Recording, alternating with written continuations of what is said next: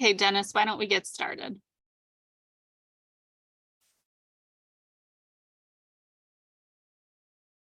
Good afternoon. I'm Dennis Galucki.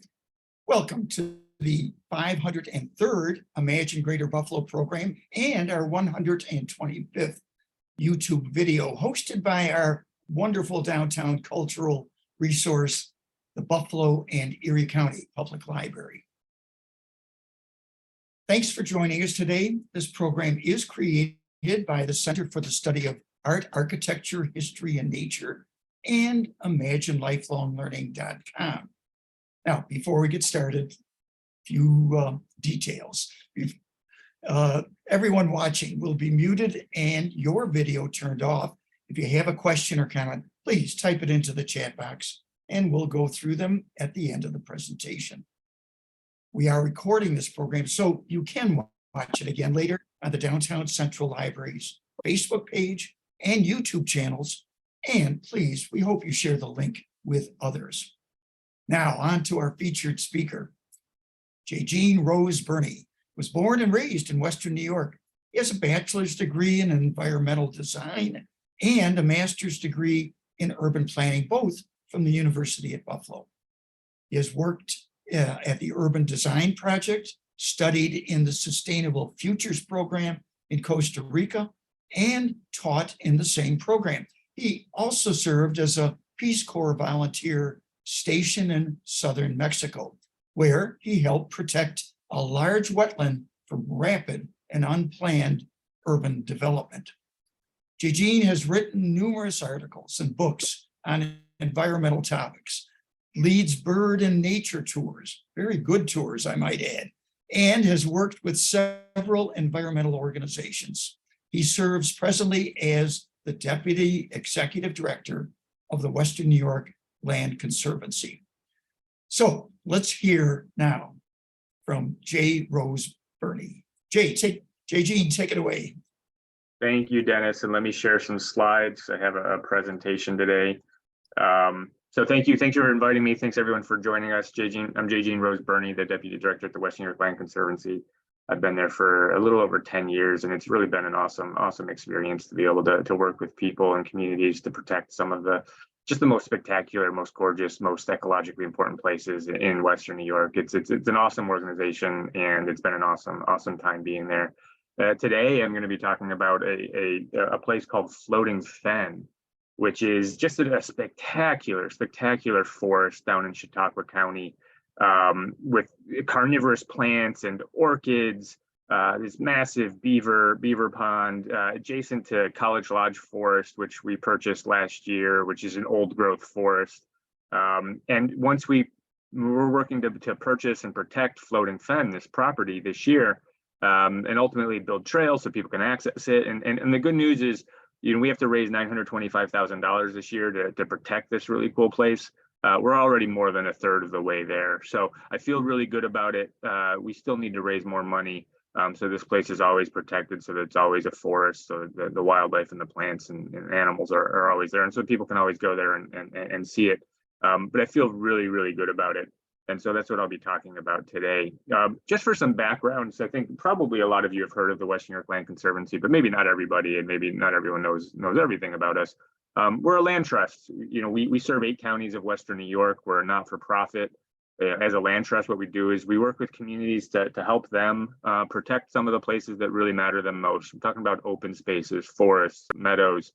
We protect a lot of farmland. We create a lot of nature preserves. Everything we do is voluntary. It's always with landowners who want us to do that work. And it's always in communities that want us to be there.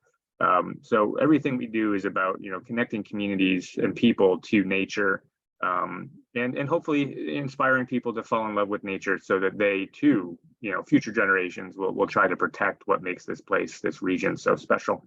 This is a photo of just one example of a place that we've helped with. This is called the Stella Niagara Preserve, this gorgeous 29-acre property with a 1/4 mile of shoreline in Lewiston down on the Niagara River. We purchased it from the Sisters of St. Francis, hence the little chapel, almost 10 years ago now. And now there's a nature trails there. Buffalo Niagara Waterkeeper helped build a kayak launch there, so you can go down and touch the river And it's a publicly accessible nature reserve that would have been a hotel or a row of houses, and no one would have ever been able to go there again. We do a lot of habitat restoration. So this is an example of, well, this is the Niagara Gorge, New York State Parks. We've been working to restore the forests of the Niagara Gorge for the last 5 or 6 years. Really ecologically diverse plant communities here. Old, 600-700-year-old trees growing out of the gorge. Rare plants, protected plants, endangered plants, lots of little micro habitats, but also unfortunately it has a lot of invasive species, Norway maple, ailanthus, trees that are sort of taking over that really don't provide a lot of benefit to wildlife, plants and animals here. So we've been trying to control those non-native invasive species and restore the forests of the Niagara Gorge.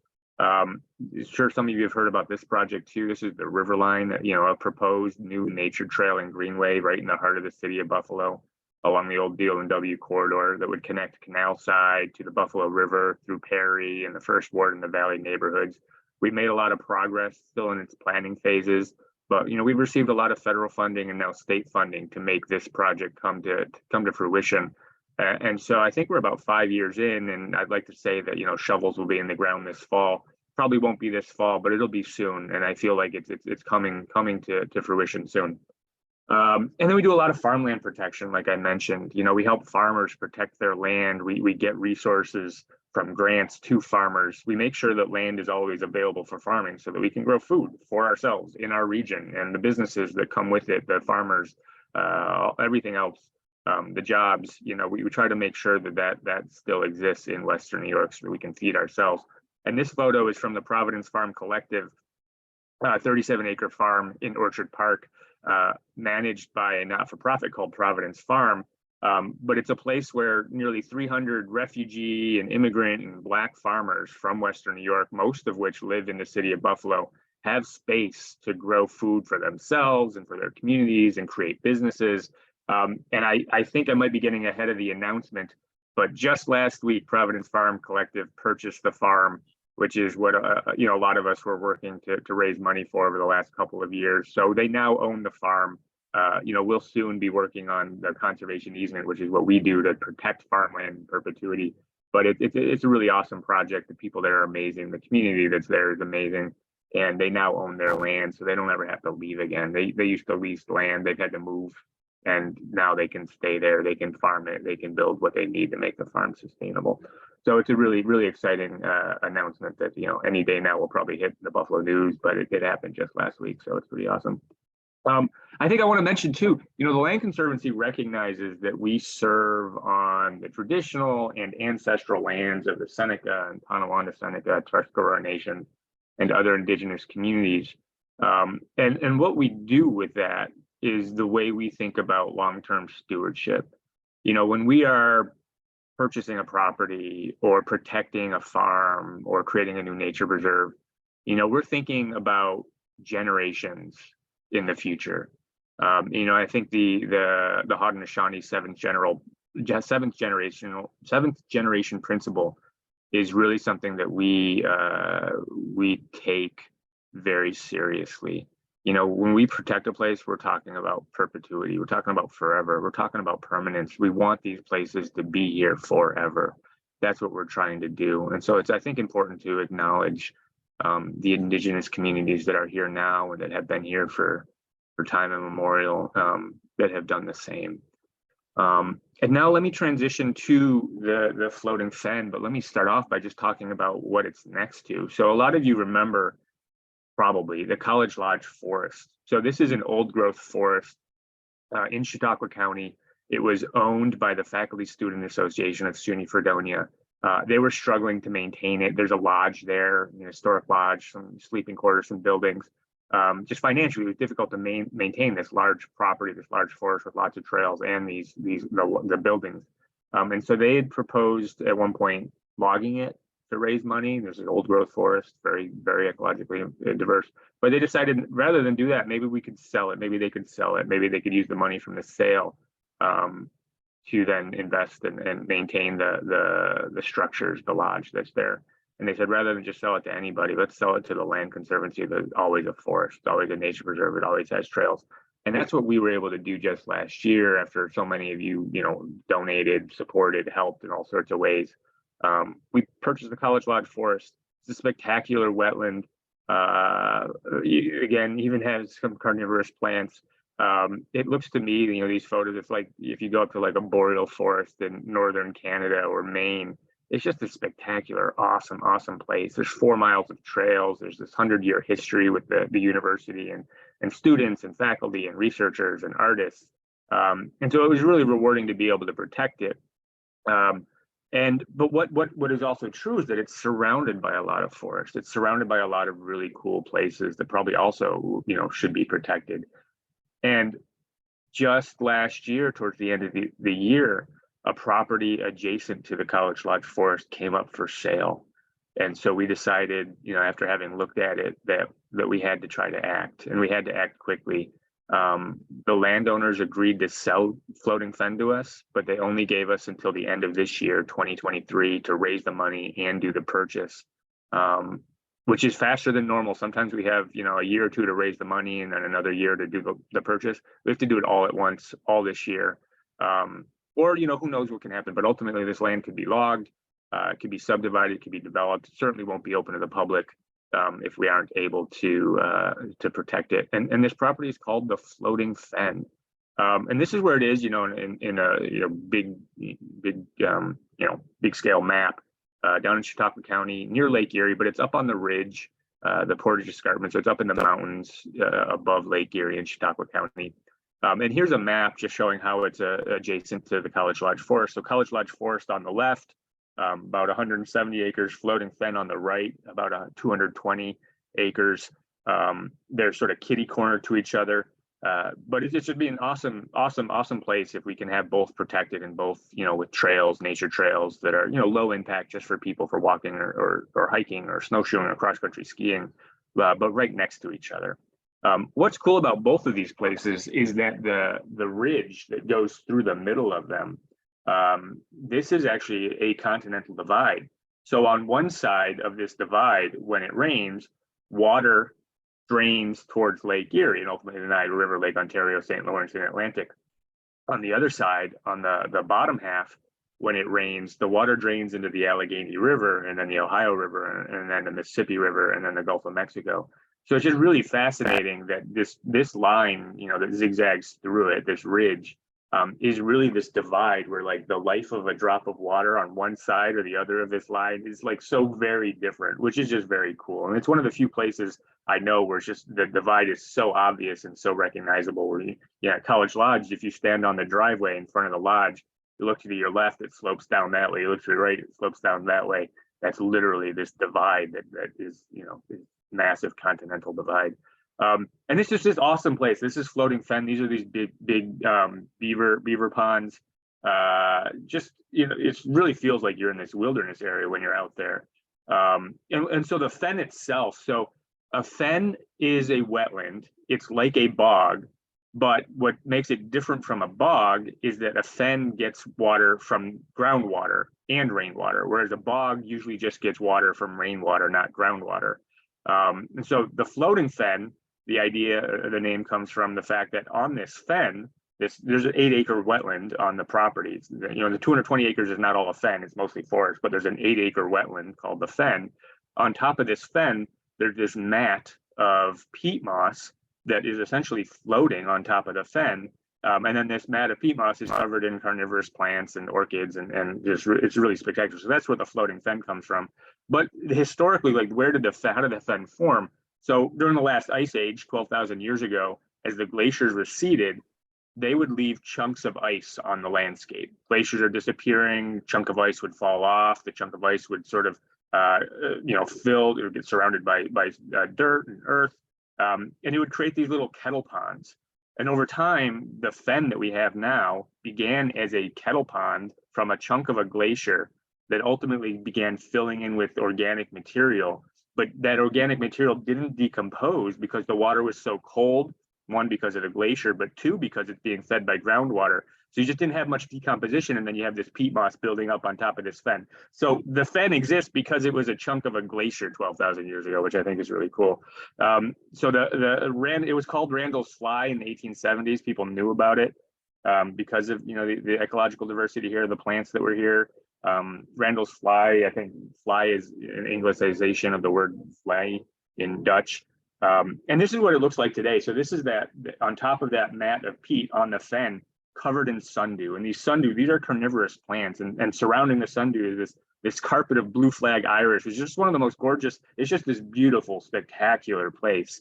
And then the beaver pond itself is this massive series of multiple beaver ponds with different levels, different dams that form different leveled ponds. It's this awesome gem, kind of hidden off the road, but then it's full of wildlife: dragonflies, butterflies, snapping turtles, porcupine, fisher, black bear, raccoon, fox, incredible birds, wood ducks, pileated woodpeckers, warblers like this Blackburnian warbler that nests in the forest here. Even Canada warbler. So this is one of the rarer warblers in our region. Canada warbler is typically like a boreal forest nesting bird, nests in like spruce bogs in Canada. But the conditions in Chautauqua County and some of the Appalachians really resemble these spruce bogs and boreal forests in northern Canada. And in particular, in places like College Lodge and Floating Fen, there are so many Canada warblers. At College Lodge, they nest, and I've been able to see one or two at a time. During migration, when the Canada warbler is coming through, I might see one in the spring. It's awesome. People come, from all around when there's a Canada warbler. Everyone finds out about it on Facebook, and everyone goes and looks for it. At Floating Fen, I was there a couple times over the last couple of weeks while they're nesting. I saw 4 or 5 Canada warblers. I've never seen that many Canada warblers in one place anywhere in the world at any point. And Floating Fen has more than I've ever seen anywhere. It's really awesome. Floating Fen and the College Lodge are part of what we call the Western New York Wildway. So a new initiative that we're proposing and really trying to build that would connect the region's largest remaining forests to each other. So places like Allegheny and Letchworth and the Iroquois National Wildlife Refuge, the Western New York Wildway would try to protect, connect, and restore those forests so that plants and animals that can roam across, or animals can roam across the landscape like they once did. Plants and animals that have disappeared from the region can return home. And so that when climate, in the face of climate change, plants and animals can move around to find suitable habitats as habitats change because of climate. And the point of the Wildway is to protect large forests, the largest forests that we have, connect those together so that things can move around across the landscape. And Floating Fen is an important part of the Western New York Wildway, which hopefully will be this regional initiative that lots of organizations, Waterkeepers, Chautauqua Watershed Conservancy, state and local governments buy into. And it's not about protecting everything, but it's about protecting the most important places within the Wildway that really help expand large forests and connect those together so that everything isn't just on an island by itself and disappears when that island disappears. The Western New York Wildway is part of the Eastern Wildway, which is a proposal to do exactly the same thing, but on a grand scale. The entire, essentially eastern part of North America, protect and connect the forest from Florida and the Gulf of Mexico all the way through the Appalachians, all the way up to Canada. And the Western New York Wildway is an important part of that Eastern Wildway. So the Floating Fen, it's one of the most spectacular places I've ever seen. It's adjacent to College Lodge, which is just also incredibly gorgeous. 450-year-old trees at College Lodge. And we have to raise money this year to be able to purchase Floating Fen and make it, protected and make it a publicly accessible nature reserve. And fortunately, we've already raised about $350,000 of our $925,000 goal, which is good for where we are in at this point in the year when we do one of these campaigns. We have a lot of people in the community supporting this. A lot of people have already donated. So we're making good progress. We've had some federal grants and some local grants and a lot of donations from individuals. So I really feel confident, but we're not there yet. This is going to be hard. We have only till the end of this year to make this project work, to buy the property, to raise the money. And so we do need help. And, if you can spread the word for larger donors, there's donor recognition opportunities. We have a friends group that is helping raise the money and get the word out. You can spread the word yourself, share things on social media, share our website, share our Facebook posts. You can donate. Obviously, we needs the community has to come together to donate to make this happen. And if you have any questions, go to our website. You can give me a call. You can send me an email. Any thoughts, any ideas, any questions you have, I'm happy to talk. This is an important thing, and the community it's already started coming together around it. So thank you. Eugene, thank you Yeah. very much. Great summary, covered a lot of much of the East Coast. Yeah. And saw our piece in a much larger puzzle, especially the piece this plays relative to the Western New York Wild Way project, which really is the whole, much of the Western New York area. So they've been, they highlighted, Western New York Land Conservancy highlighted the author Tony Hiss recently spoke at Canisius College, Rescuing the Planet. I don't know if you can see that all right. It's in here. It's a book. I'm holding it, but we'll adapt here somehow. But so I encourage people to that are interested in this area to see their effort, Western New York Land Conservancy, in the context of a very big picture, the planet. So anyways, with that, Melissa, let's see what types of questions people might have. Sure, we have a few questions so far. First question, could you expand a little bit on the College Lodge section? Is it affiliated with a local college or university?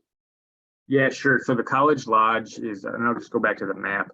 The College Lodge Forest, here you can see the map.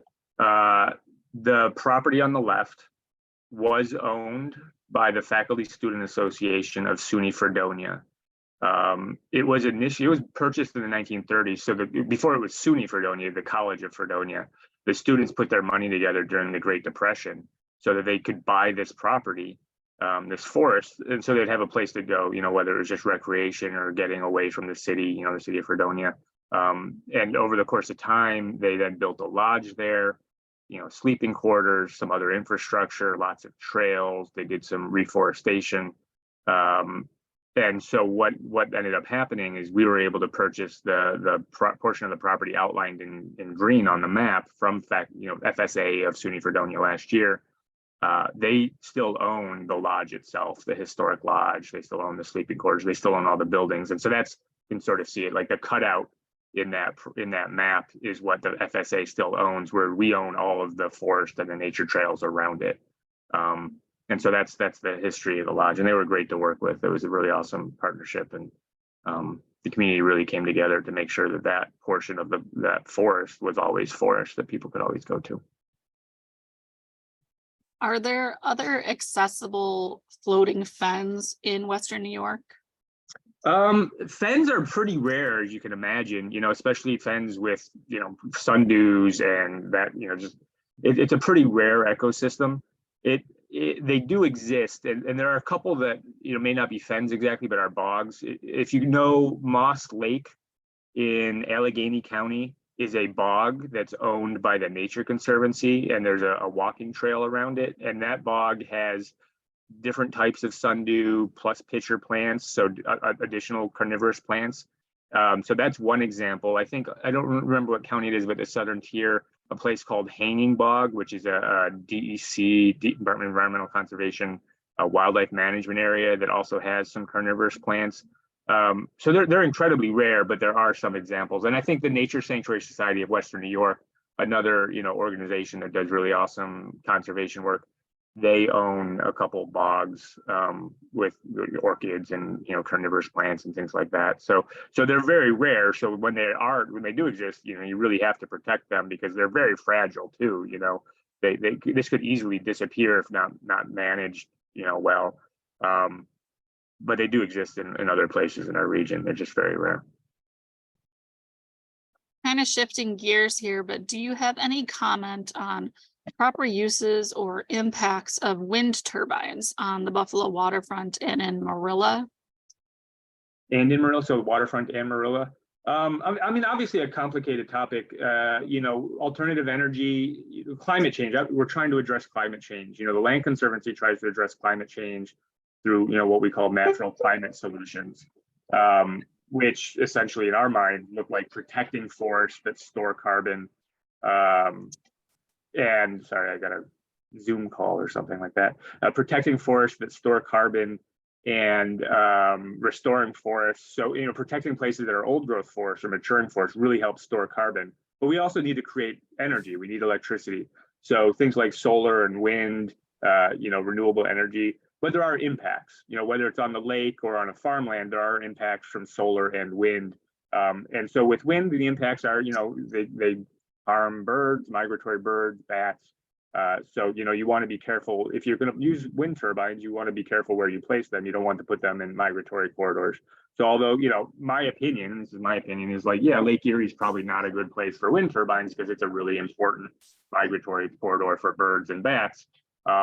In some cases, farmland may be a better place for wind turbines because they don't have a big footprint and you can still have a lot of farmland, and then it helps bring money to the farmers. So like the difference between, putting a wind turbine in Lake Erie and Marilla would be, the impacts would probably be more substantial negatively on the lake versus Marilla, in terms of like, you don't necessarily lose the farm if you have wind turbines on the farm. You can farm around the wind turbines, but it's essentially, it's very controversial and everyone's going to have their opinion about, the way they look and the infrastructure. I think mostly just about the ecological impacts when I think about alternative energy and wind turbines in particular.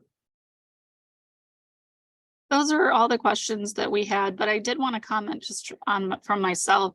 When you had that map of like the, whole Atlantic side of North America, the first thing that I thought of, just how everything's connected, is how the wildfires in Canada are affecting our air here and how it's all connected.